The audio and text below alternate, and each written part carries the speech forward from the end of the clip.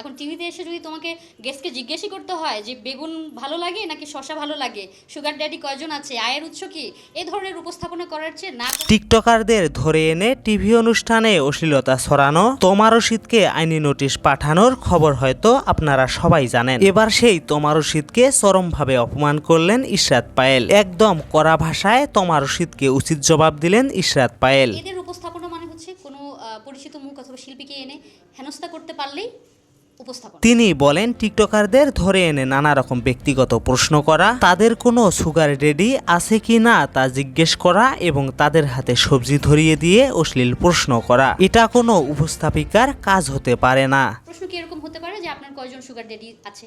এটা তো একটা ব্যক্তিগত প্রশ্ন। কারো একের অধিক বয়ফ্রেন্ড থাকতে পারে, নাও থাকতে পারে। হু আর ইউ টু জাজ?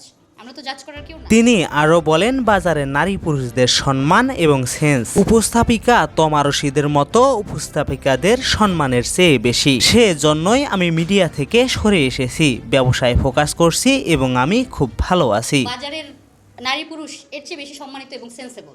সো সেজন্যই আসলে মিডিয়া থেকে দূরে সরে আসা, ব্যবসায় ফোকাস করছি এবং আমি খুব ভালো আছি। তিনি তোমার রশিদকে উদ্দেশ্য করে আরো বলেন, এরকম উপস্থাপিকাকে মিডিয়াতে আসার দরকার নেই। এখন তো সবার হাতেই স্মার্টফোন আছে, ঘরে বসেই একটা ভালো সেটআপ করে নিজেই ব্লগিং করা শুরু করে দেন, সেটা বেশি সম্মানের। মিডিয়াতে আসার দরকার নাই, এখন তো সবার হাতে ফোন আছে, ঘরে বসে একটা ভালো সেটআপ দিয়ে নিজে ব্লগিং করা শুরু করে দাও, সেটা বেশি সম্মানের। এখন টিভিতে এসে যদি তোমাকে গেস্টকে জিজ্ঞেসই করতে হয় যে বেগুন ভালো লাগে নাকি শসা ভালো লাগে, সুগার ড্যাডি কয়জন আছে, আয়ের উৎস কি, এই ধরনের উপস্থাপনা করার চেয়ে না করাই ভালো। বাসায় বসে বসে নিজে কন্টেন্ট। প্রিয় দর্শক, ইশরাত পায়েলের এমন সোজাসাপটা কথাগুলো আপনার কাছে কেমন লাগলো তা অবশ্যই কমেন্ট করে জানাবেন। আর আপনি যদি একজন নতুন দর্শক হয়ে থাকেন তাহলে অনুরোধ করব আমাদের এই চ্যানেলটি সাবস্ক্রাইব করে পাশে থাকার। দেখা হচ্ছে পরের কোনো ভিডিওতে।